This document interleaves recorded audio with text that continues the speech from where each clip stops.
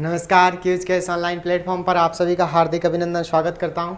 उम्मीद करता हूं आप सभी स्वस्थ होंगे, मस्त होंगे और निरंतर अपने स्वाध्याय में व्यस्त होंगे। नेट JRF की जो ये हमारी अगली क्लास है, इसके अंदर हम अध्ययन करने वाले हैं उन महत्वपूर्ण क्वेश्चंस को लेकर के जो हमारी परीक्षा के लिए अत्यंत उपयोगी साबित हो सकते हैं। तो चलिए आ जाइए, आप सभी का बिल्कुल स्वागत है। ठीक, चलिए करते हैं शुरुआत। पहले क्वेश्चन के साथ बी आकार की घाटी निम्न में निर्मित हुई है। किस में निर्मित हुई है?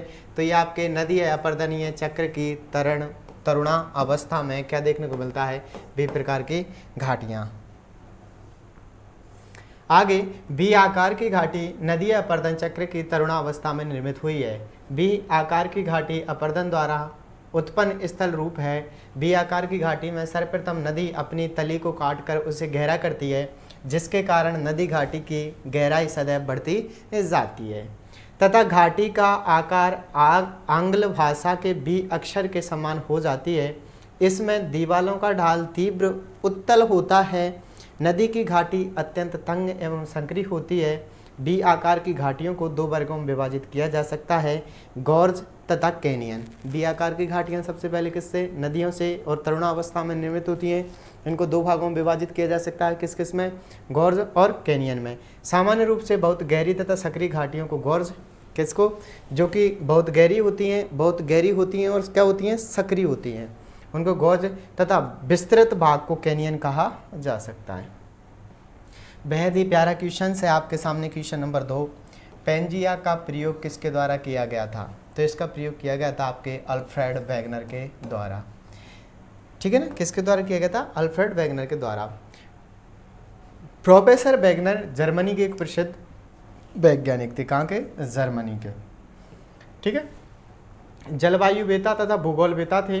वेगनर ने महाद्वीपीय प्रवाह सिद्धांत 1912 में प्रस्तुत किया गया तथा उन्होंने बताया कि कार्बनीकरस युग में समस्त स्थल भाग एक स्थल रूप के में संलग्न था। इनका कहने का मतलब यह था, जो सभी पूरा स्थल देखने को मिलता है वो पहले एक ही भाग हुआ करता था। इस स्थल का नामकरण उन्होंने पेंजिया किया था। इसको क्या कहता? पेंजिया। और ये जो समुद्री भाग था इसे क्या नाम दिया था? पैंथालासा। ठीक है, विशाल जल को पैंथालासा का नाम। उन्होंने पेंजिया भाग के उत्तरी भाग को लॉरेंसिया और दक्षिणी भाग को गोंडवाना लैंड का नाम दिया था। किसका? उत्तरी भाग को तो उन्होंने क्या कह दिया था? लॉरेंसिया, और दक्षिणी भाग को गोंडवाना लैंड कह दिया था। आगे आपका बेंगुएला धारा किस महासागर में प्रवाहित होती है? तो यह होती है आपके हिंद महासागर में। कौन से में? आपके हिंद महासागर, जिसे ही हम अटलांटिक महासागर के नाम से जानते हैं। अटलांटिक महासागर से क्या क्या याद रखना है? अटलांटिक महासागर के दोनों तरफ क्या है? दोनों तरफ हमें विकसित देश देखने को मिलते हैं और उनमें व्यापार का मध्य अच्छा देखने को मिलता है। उत्तरी जो अटलांटिक महासागर है विश्व का सबसे व्यस्तम महासागर है। ठीक है, नेक्स्ट चलते हैं हम क्वेश्चन। बेंगुला की थोड़ी सी चर्चा कर लेते हैं कि बेंगुला यह है जो ठंडी जलधारा है। ठीक है ना, और ये अफ्रीका के आसा अंतर्द्वीप के निकट अटलांटिक महासागर में ड्रिफ्ट दो शाखाओं में बढ़ जाती है तथा शाखा अफ्रीका के दक्षिण में बह जाती है। दूसरी शाखा पश्चिमी तट के साथ दक्षिण से उत्तर की ओर मुड़ जाती है। ये ठंडे से गर्म क्षेत्र में जाती है, इसलिए वेनेजुएला जो धारा है वो ठंडी जलधारा कहलाती है। उत्तर की ओर बहती हुई ये धारा अंत में विषुवतीय से मिलकर के दक्षिणी अटलांटिक महासागर के चक्र को पूर्ण करती है। आगे आपका दृश्य भूमि संरचना प्रक्रिया और अवस्था का प्रकार फलन है। ये अवधारणा किसके द्वारा प्रस्तुत की गई थी? किसकी? दृश्य भूमि संरचना प्रक्रिया और अवस्था का प्रकार है या फलन है। यह अवधारणा किसके द्वारा प्रस्तुत की गई थी? तो ये प्रस्तुत की गई थी आपके डेविस के द्वारा। किसके द्वारा? डेविस के द्वारा। दृश्य भूमि संरचना प्रक्रिया और अवस्था का प्रकार फलन है, यह अवधारणा डेविस के द्वारा प्रस्तुत की गई। डेविस ने अपने भौगोलिक चक्र को निम्न रूप में व्यक्त किया। भौगोलिक चक्र समय की अवधि होता है। भौगोलिक चक्र है वो क्या है? समय की अवधि होता है, जिसके दौरान उत्थित स्थलखंड का स्थलाकृतिक निर्माण प्रक्रमों द्वारा एक आकृति विहीन मैदान में परिवर्तन हो जाता है। आगे आपका अम्ल वर्षा किस कारण से होती है? तो बिल्कुल अम्ल वर्षा के लिए जो आपके कारण उत्तरदायी है वो है आपका वर्षण द्वारा सल्फ्यूरिक एसिड का प्रक्षालन प्रवाह है। यानी जब सल्फर एसिड की जो सल्फ्रिक एसिड है उसके अंदर पानी की जो वर्षा है उसके अंदर मात्रा बढ़ जाती है तो वो कौन सी वर्षा कहलाती है? अम्ल वर्षा कहलाती है।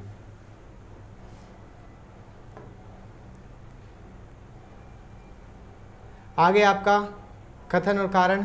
नदी घाटियाँ अपनी तरुण अवस्था में सामान्यतः संकीर्ण आकार की होती हैं। नदी घाटियाँ अपनी तरुण अवस्था में सामान्यतः संकीर्ण आकार की होती हैं।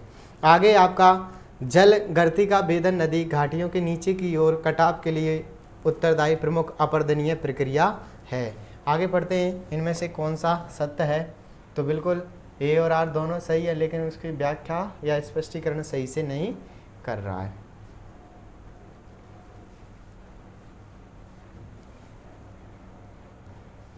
बिल्कुल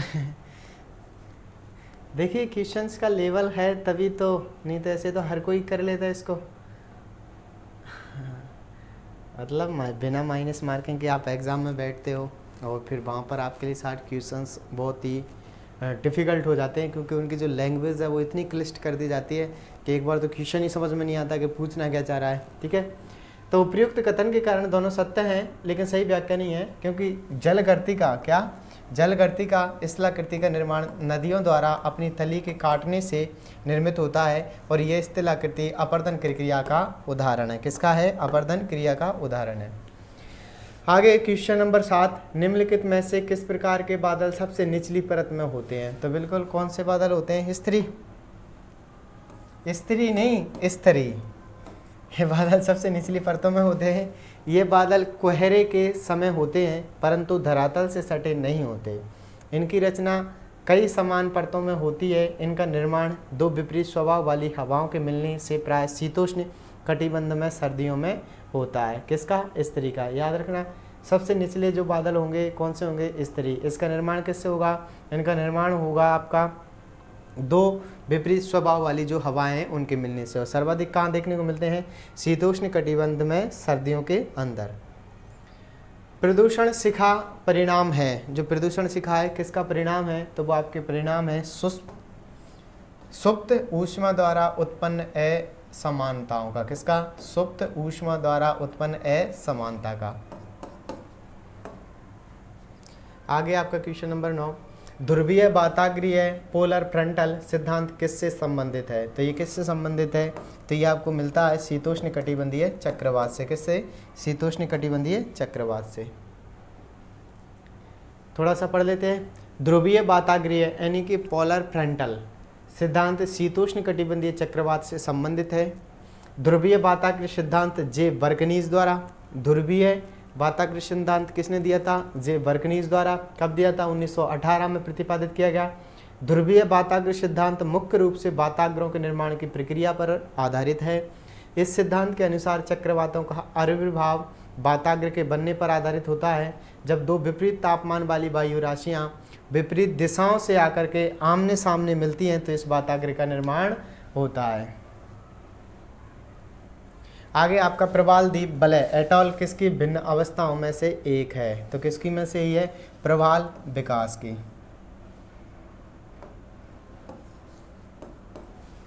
नेक्स्ट क्वेश्चन की ओर चलते हैं और नेक्स्ट क्वेश्चन हमसे क्या कहता है?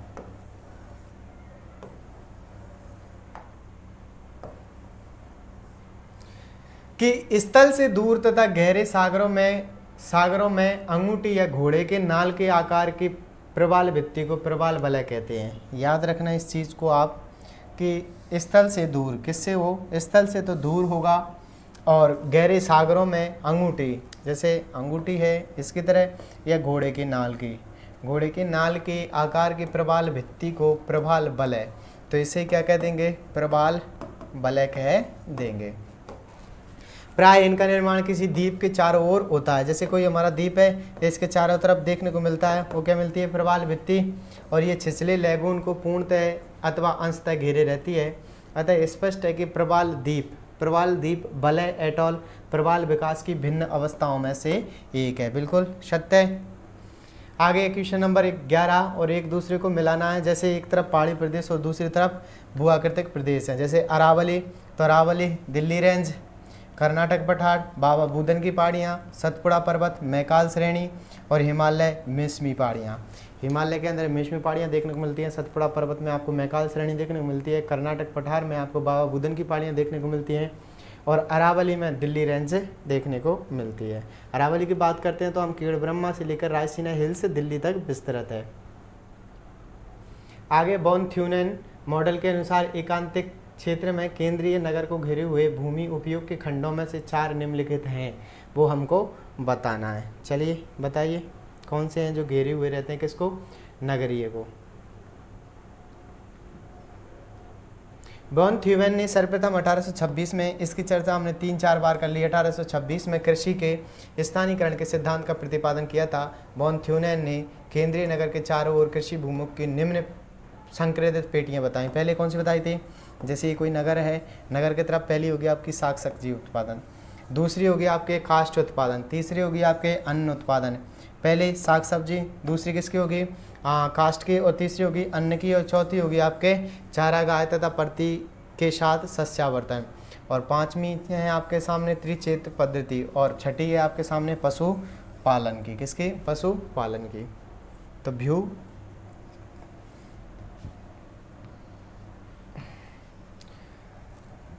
आगे आपके सामने क्वेश्चन क्या कह रहा है। आगे क्षेत्रीय भिन्नता का अवधारणा किसके द्वारा प्रतिपादित है। जो क्षेत्रीय भिन्नता की अवधारणा किसने प्रतिपादित की थी, तो ये प्रतिपादित करने का श्रेय जाता है रिचर्ड हॉटसन को। अमेरिकन भूगोलवेत्ता थे रिचर्ड हॉटसन, प्रादेशिक भूगोलवेत्ता थे। इन्होंने भूगोल में इंडियोग्राफिक दृष्टिकोण का विकास किया। इन्होंने भूगोल में क्षेत्रीय विभिन्नता की अवधारणा का विकास किया। इनकी प्रमुख पुस्तकें निम्न हैं, नेचर ऑफ ज्योग्राफी 1939 और perspective on the nature of geography 1959। ठीक है ना, याद रखना वापस से। अमेरिकन भूगोलवेत्ता थे, कौन थे, हॉटसन, रिचर्ड हॉटसन। इन्होंने क्षेत्रीय विभिन्नता का क्या किया था, सिद्धांत प्रतिपादित किया था या अवधारणा प्रतिपादित की थी। और इनकी प्रमुख पुस्तकों में नेचर ऑफ ज्योग्राफी है और perspective on the nature of geography है। आगे क्वेश्चन नंबर 14, और वही एक तरफ लेखक और दूसरी तरफ पुस्तक है, जैसे ज्योग्राफिक ह्यूमेनेन, ये किसकी है, तो Jean Brunhes. Influence of geographical environment किसकी है, एसी सैम्पल की। और अर्डकुंडे कॉल रिटल की, और अल्माजेस्ट टॉलमी की। अल्माजेस्ट टॉलमी की, अर्डकुंडे कॉल रिटल की, और influence of geographical environment EC sample की, और ज्योग्राफिक ह्यूमन जीन ब्रुन्सकी। आगे आपका क्वेश्चन नंबर 15, ब्रिटेन में परिणात्मक क्रांति को मुख्य रूप से किसने लोकप्रिय बनाया था, तो किसने, पीटर हैगेट ने। ब्रिटेन में किसने बनाया था, पीटर हैगेट ने। किसको, मुख्य रूप से जो क्रांति थी उसको, मुख्यतः जो परिणात्मक क्रांति थी उसे बनाने का श्रेय पीटर हैगेट को दिया जाता है, क्योंकि इसका मुख्य उद्देश्य भूगोल को वर्णनात्मक विषय से वैज्ञानिक तथा विश्लेषणात्मक विषय को परिवर्तित करना था। और पीटर हैगेट ने सॉरले के साथ भूगोल में मॉडल विकास को पोषित किया तथा भौगोलिक तत्वों के संश्लेषण तथा विश्लेषण पर प्रकाश डाला।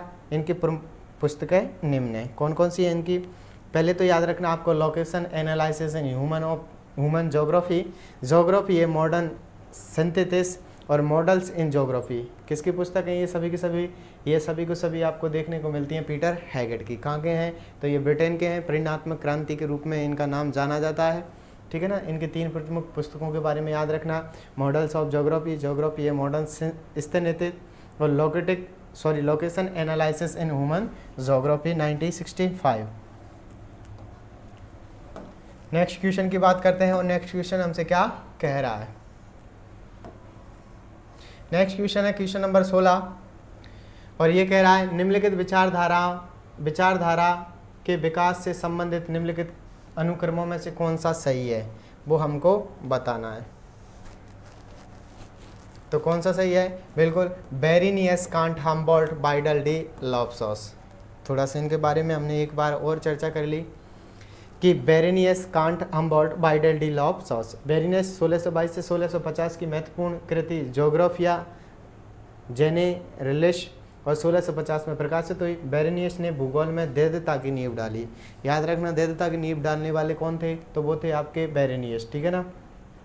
फिर इसके बाद में हम कांट की बात करते हैं, तो 1724 से 1804 में वैज्ञानिक ने भूगोल को दार्शनिक आधार प्रदान किया। किसने, इमैनुअल कांट ने प्रकाशित किया। और इन्होंने 1781 में क्रिटिक ऑफ प्योर रीजन्स के नाम से पुस्तक प्रकाशित की। किस नाम से की थी, क्रिटिक प्यारे ऑफ प्योर रीजन नामक पुस्तक।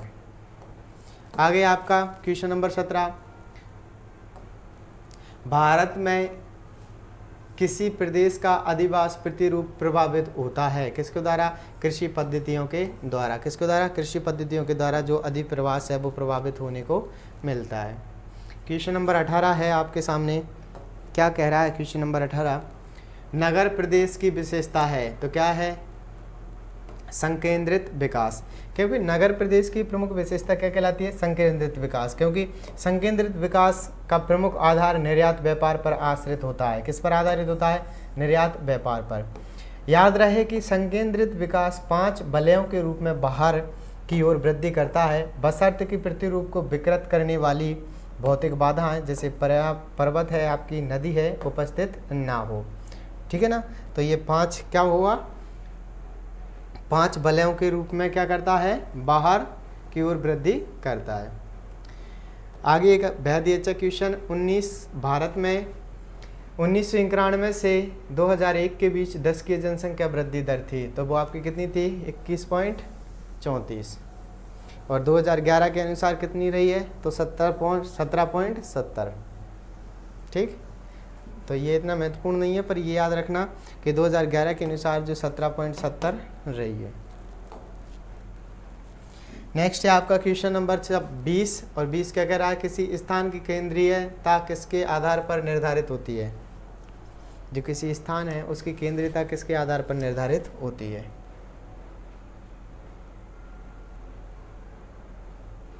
बिल्कुल बताइए फटाफट से।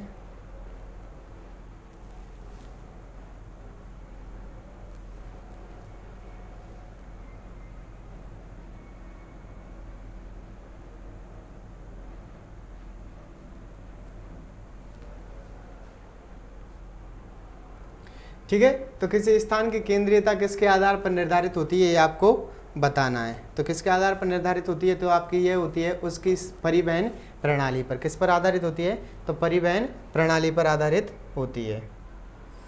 नेक्स्ट क्वेश्चन है हमारे सामने, और नेक्स्ट क्वेश्चन क्या कह रहा है वो हमें बताना है।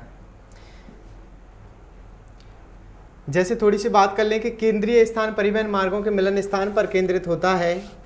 कौन सा केंद्रीय स्थान आपके परिवहन मार्गों के मिलन पर केंद्रित होता है, ये अपने आसपास के इलाकों की सेवाएं इन मार्गों की सहायता से ही करता है। किससे करता है, इन मार्गों की सहायता से ही करता है।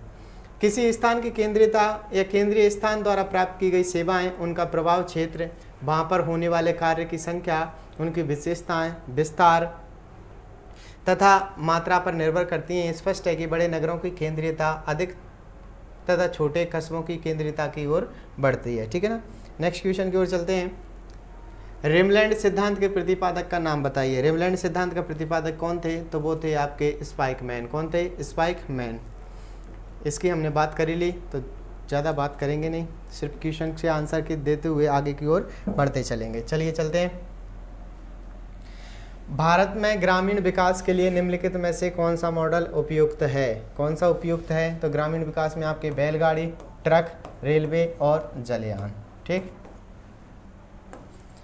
आपके नेक्स्ट क्वेश्चन 23, निम्नलिखित में से किसने ये शस्य संयोजन विधि को सर्वप्रथम सूत्रबद्ध किया था।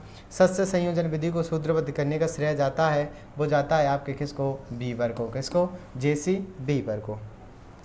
क्वेश्चन नंबर 24 है, जनसंख्या प्रवास या प्रवाह किसके द्वारा निर्धारित होता है। जनसंख्या प्रवास या प्रवाह आपका निर्धारित होता है, वो होता है आपके पुश एंड पुल कारक के द्वारा। बिल्कुल अब व्याख्या नहीं पढ़ रहे, हम सीधा क्वेश्चन से आगे की ओर निकलते चलेंगे। ठीक, हाँ हाँ बिल्कुल, आपका जैसा मानना होगा वैसा करते चलिए। नेक्स्ट, हॉयट ने प्रतिपादित किया था, हॉयट ने क्या प्रतिपादित किया था, इन्होंने प्रतिपादित किया था शहर संरचना का खंडीय मॉडल। किसने? हॉयट। हॉयट ने क्या प्रतिपादित किया? शहर संरचना का खंडीय मॉडल। और एक और याद रख लेना कि जो प्रमुख नगर की अवधारणा है, प्रमुख नगर की अवधारणा दी थी मार्क किसने? जेफरसन ने। और कोटि आकार नियम दिया था एफ ऑरबैक ने, ठीक है ना। और नगर संरचना का बहुकेंद्रीय मॉडल दिया था डी हैरिस तथा एडवर्ड एल उनमैन ने। संचित भंडार बताना है हमें थोड़ा सा। जैसे हम बात करें, उड़ीसा में 22% देखने को मिलता है लो एस्क का, झारखंड में 26, मध्य प्रदेश में 18, राजस्थान में 0.7%। आगे, जननांकीय संक्रमण मॉडल निम्नलिखित में से किस क्षेत्र के जननांकीय अनुभव के आंकड़ों पर आधारित है? तो किस पर आधारित है? आपके उत्तर पश्चिमी यूरोप के। किसके? उत्तर पश्चिमी यूरोप के। नेक्स्ट क्वेश्चन है आपके सामने क्वेश्चन नंबर 28। और क्वेश्चन नंबर 28 क्या कह रहा है बताइए। कथन कारण से है और हमें बताना है, ठीक। जैसे जापान एक विकसित देश है, कारण क्योंकि जापान देश के विकास के लिए उसके प्राकृतिक संसाधनों के भीतर होना नित्यंत आवश्यक है। तो ये सही है, पर आर गलत है। वेबर द्वारा प्रस्तावित औद्योगिकरण के सिद्धांत का नाम बताइए। तो इनके सिद्धांत का नाम क्या था? परिवहन लागत का सिद्धांत। Option A is correct. Weber के औद्योगिकरण सिद्धांत का नाम क्या था? परिवहन लागत सिद्धांत। कई बार पढ़ा है परिवहन लागत सिद्धांत। कृषि के विविधीकरण की आधुनिक अवधारणा किससे संबंधित है? कृषि के विविधीकरण की आधुनिक अवधारणा संबंधित है आपके फसलों की अधिक संख्या से। किससे? फसलों की अधिक संख्या से। वॉन ट्यूनेन ने किस वर्ष कृषि भूमि उपयोग के मंडलीकरण का मॉडल्स विकसित किया था? तो ये किया था आपके 1826 में। किस पुस्तक में? द आइसोलेट स्टेट नामक पुस्तक लिखी, जिसमें उन्होंने अपना कृषि अवस्थित मॉडल प्रस्तुत किया। वॉन ट्यूनेन की हम जब बात करते हैं कि ये दूरी बढ़ने के साथ साथ क्या होता है, इनका लाभ घटता जाता है, ये अपने जो सिद्धांत है उसमें प्रतिपादित करते हैं। आगे है, गोंडों का संकेंद्रण मुख्य रूप से कहाँ देखने को मिलता है? हमने पढ़ी लिया था बस्तर जिले में और बस्तर छत्तीसगढ़ के अंदर देखने को मिलता है। वहीं जो भारत का संथाल है वो संथाल है। संथाल के बाद दूसरा सबसे बड़ा जनजाति समूह कौन है? गोंड, ठीक है ना। और ये कृषि आखेट, वनों की उपज इकट्ठा और पशुचारण करते हैं। तो निम्नलिखित में से कौन सी फसल अंतर्राष्ट्रीय बाजार में बड़े पैमाने की पूर्ति और मांग के लिए उपयोग की जाती है? तो वो कौन सी? आपकी गेहूं, कल भी बात कर ली थी। और चीन का हवांगो घाटी और लोयस का मैदान। रूस, यूक्रेन, भारत, संयुक्त राज्य अमेरिका इसके प्रमुख उत्पादक देश है। चौथी से आपका भारतीय उपमहाद्वीप में मानसून की उत्पत्ति मुख्यतः संबंधित है। किससे संबंधित है? भारतीय महासागर में समुद्र तलीय तापमान परिवर्तन से। किससे? भारतीय महासागर में समुद्र तलीय तापमान परिवर्तन से क्या मानसून की उत्पत्ति संबंधित है। आगे चलते हैं हम।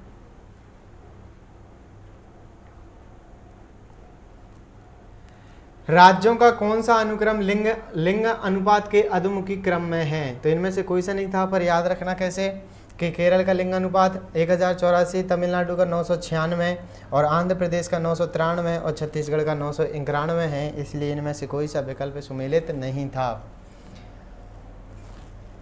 आगे बात करूं मैं क्वेश्चन नंबर 36 और 36 क्या कह रहा है, ठीक है।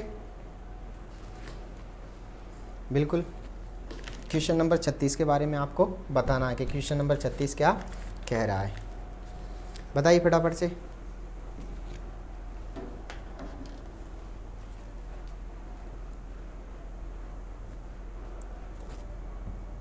तो क्वेश्चन नंबर 36 है, मेघालय राज्य के निम्नलिखित में से किस जनजातीय संयोजन के लिए जाना जाता है? तो मेघालय है वो किस जनजाति के संयोजन के लिए जाना जाता है, ये हमको बताना है। तो ये जाना जाता है आपके गारो खासी जनजातीय संयोजन के लिए, ठीक है ना। क्योंकि मेघालय राज्य गारो खासी जनजातीय संयोजन के लिए एक जाना जाता है। इस जनजातीय समूह में मातृ प्रधान सत्ता, हमने बात कर ली कि यहाँ पर कौन सी है, मातृ प्रधान सत्ता देखने को मिलती है। कौन सी देखने को मिलती है? मातृ प्रधान सत्ता देखने को मिलती है, ठीक है। हाँ। आगे, इसके तहत प्रधान सामाजिक संगठन पाया जाता है। ये सीढ़ीदार खेतों में कृषि करते हैं। ये झूमिंग प्रकार की कृषि करते हैं, जिसके अंतर्गत पहाड़ी ढालों के जंगलों को काट करके 3 वर्षों तक कृषि की जाती है और 3, 4, 5 साल बाद उस ज़मीन को खाली छोड़ करके दूसरे स्थान पर चले जाते हैं। नेक्स्ट क्वेश्चन की बात करूं आपसे, नेक्स्ट क्वेश्चन है आपका क्वेश्चन नंबर 37। कथन और कारण दिए गए हैं, ठीक है। नए औद्योगिक नगरों में पुरुष प्रौढ़ जनसंख्या अधिकता होती है, कारण प्रवास, आयु एवं लिंग चयनात्मक होते हैं। तो बताइए कौन सा है ये यार, दोनों सही है और इसका सही स्पष्टीकरण भी करता है। तो बताइए, औद्योगिक नगरों में पुरुष प्रौढ़ जनसंख्या की अधिकता होती है। बिल्कुल, औद्योगिक नगरों में क्यों होती है? क्योंकि जब गांव से व्यक्ति आते हैं तो उनका मकसद होता है रोजगार। क्या? रोजगार। और रोजगार के लिए सर्वाधिक आते हैं कौन? पुरुष। ठीक है ना। आगे आपका क्वेश्चन नंबर 38। महाराष्ट्र में पश्चिमी घाट किस नाम से जाना जाता है? बिल्कुल, बहुत अच्छा, सह्याद्री। किस नाम से जाना जाता है? सह्याद्री के नाम से जाना जाता है। आगे आपका क्वेश्चन नंबर 39। महासागर और समुद्र की गहराइयां दर्शाने वाली मानचित्र को कहते हैं, तो इनको कहते हैं हम अनुगंभीर मानचित्र। कौन सा मानचित्र? अनुगंभीर मानचित्र के नाम से जानते हैं। महासागर में समुद्र की गहराइयों को दर्शाने वाले मानचित्र को अनुगंभीर मानचित्र कहते हैं, जबकि भूवैज्ञानिक विन्यास को दर्शाने वाले मानचित्र को भूवैज्ञानिक मानचित्र कहते हैं। ठीक है। आगे क्वेश्चन नंबर आपका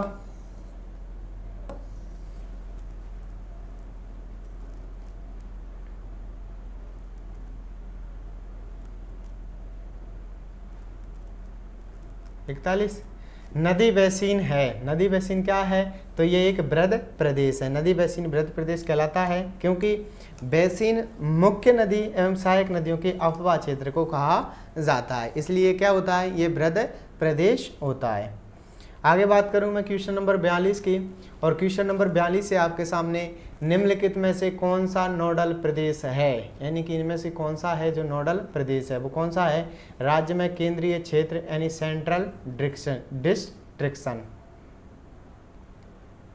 नोडल प्रदेश का संबंध किसी राज्य में स्थित उस केंद्रीय स्थान से है जहां सभी प्रकार की आवश्यकताएं, सेवाएं जैसे स्वास्थ्य, शिक्षा संबंधी सेवाएं, उद्योग, वाणिज्य, व्यापार, परिवहन आदि आसानी से उपलब्ध हो जाए, वो नोडल प्रदेश संबंधित होता है।